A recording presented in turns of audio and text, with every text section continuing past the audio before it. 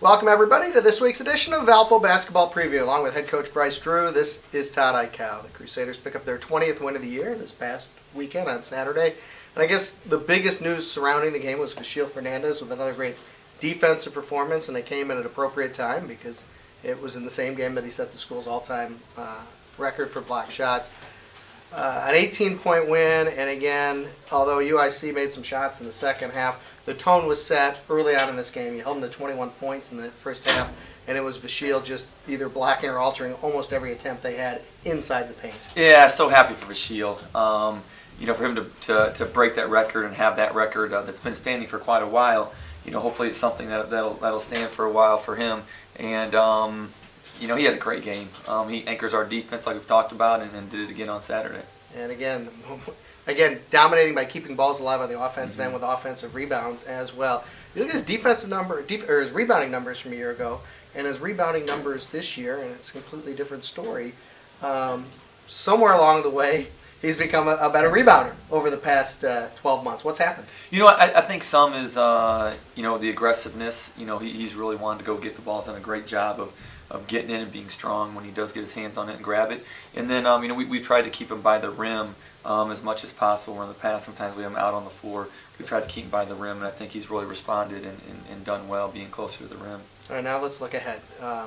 Northern Kentucky team looks like they're playing better. You guys handled them soundly 3 weeks ago, but you look at since then, they look to be a better team.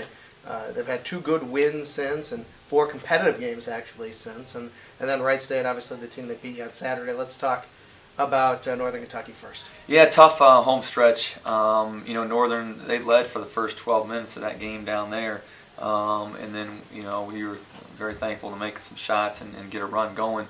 But they've beaten Oakland on the road, they've beaten Detroit on the road, and so they have some really good road wins. And so we know they're going to come in and be well prepared and be ready to play. I assume similar strategy. Make sure you don't give them open shots. If they're able to stay in the game, it's probably them making perimeter shots, 3-point shots, keeping them in the game. And Billups is one of the better centers right in the league. Excellent player. Sometimes a tough matchup because he can take you off the dribble and is very athletic. So, they have 5 guys averaging double figures, so they have a variety of guys that can score. All right, and then Wright State on Saturday. Obviously, we know the story. They're the only team that handed you the loss, and they're a team that they've had some ups and downs since then, but they're always going to play hard. And obviously, from a matchup standpoint, they were able to win the matchup in the first game, so they've got something there. Yeah, tough matchup.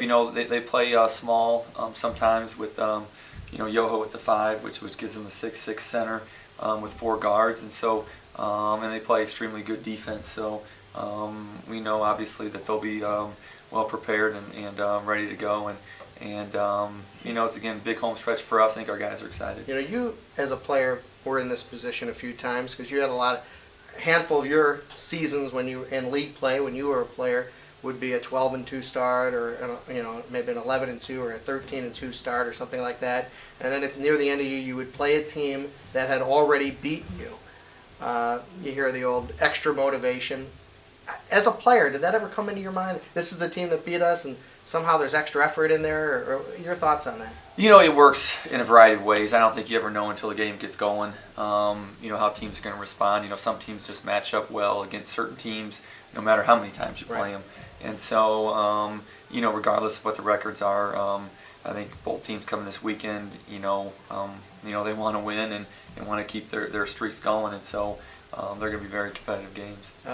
We have talked about this before, that of the teams that are maybe most dangerous, you look at the teams that have that exceptional talent. That Oakland is a team that struggled early on in league play. They lost 3 conference games, but now you look at where they're at now.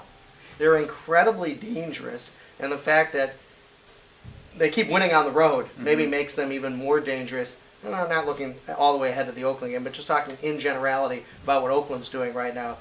They've played incredibly impressively over the last 3 weeks. Yeah, they played great in the non-conference, and then they had a lot of games in a short amount of time, similar to what we had during that one stretch of 8-16. And at the beginning of the conference season, they were in the middle, kind of just the tail end of a lot of those games.